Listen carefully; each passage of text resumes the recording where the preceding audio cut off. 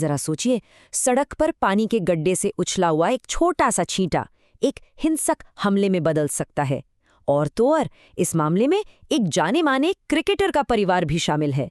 चलिए इस पूरी घटना को शुरू से समझते हैं। यही तो सबसे बड़ा सवाल है ना, कि आखिर एक इतनी मामूली सी बात इतनी बड़ी कैसे हो गई कि बात बेसबॉल बैट तक पहुंच गई। चलिए देखते हैं कि इसकी शुरुआत हुई कैसे। तो सबसे पहले ये देखते हैं कि इस पूरी लड़ाई की चिंगारी क्या थी। आखिर ये झगड़ा शुरू हुआ कैसे? तो जगह थी मुंबई का भायखला इलाका।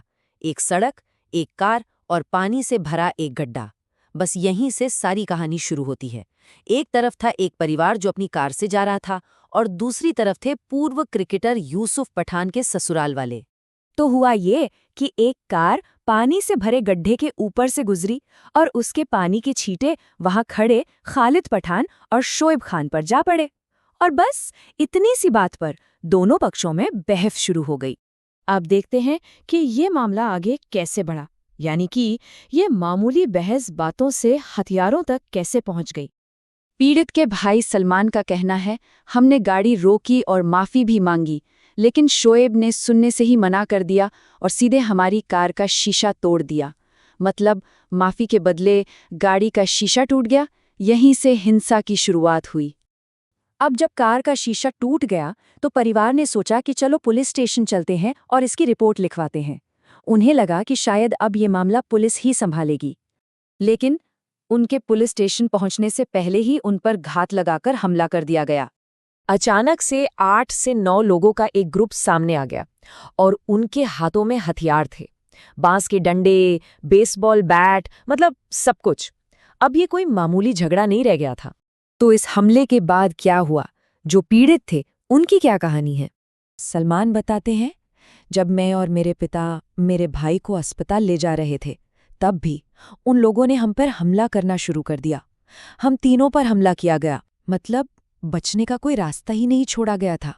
इस पूरे हमले में जो शिकायतकर्ता के भाई हैं सलमान, उनके हाथ में फ्रैक्चर हो गया और डॉक्टर का कहना है कि इस हाथ को पूरी तरह से ठीक होने में पूरा 1 साल लग सकता है। सोचिए, पूरा 1 साल का दर्द सिर्फ एक पल के गुस्से की वजह से। अच्छा, अब इस मामले की कानूनी साइड देखते हैं कि गिरफ्तारियां हुई या नहीं, और फिर इसमें एक जवाबी शिकायत का एंगल भी है। तो देखिए, शिकायत में कुल 4 लोगों का नाम था। उनमें से 3 को तो गिरफ्तार कर लिया गया है, लेकिन एक आरोपी अभी भी फरार है। जिन 3 लोगों को गिरफ्तार किया गया है, उन पर मारपीट और गंभीर चोट पहुंचाने के आरोप लगे हैं। इसमें यूसुफ पठान के ससुर और साले भी शामिल हैं। लेकिन कहानी में एक और मोड़ है। जिन लोगों को गिरफ्तार किया गया था, उनमें से एक ने उल्टा पीड़ितों के खिलाफ ही एक जवाबी शिकायत दर्ज करा दी है। तो अब स्थिति यह है कि एक शिकायत पीड़ितों की तरफ से है और दूसरी शिकायत आरोपियों की तरफ से। एक मामले में गिरफ्तारियां हुई हैं, दूसरे में नहीं। अब इसमें से सच कौन बोल रहा है, ये तो जांच का विषय है। तो एक तरफ 2 अलग-अलग दावे हैं, दूसरी तरफ घटना सीसीटीवी में भी रिकॉर्ड हुई है। ये पूरा मामला हमें रोड रेज यानी सड़क पर होने वाले गुस्से और उसकी जवाबदेही के बारे में बहुत कुछ बताता है। सड़क पर एक छोटी सी बात कहाँ तक जा सकती है, ये इसका एक बहुत बड़ा उदाहरण है।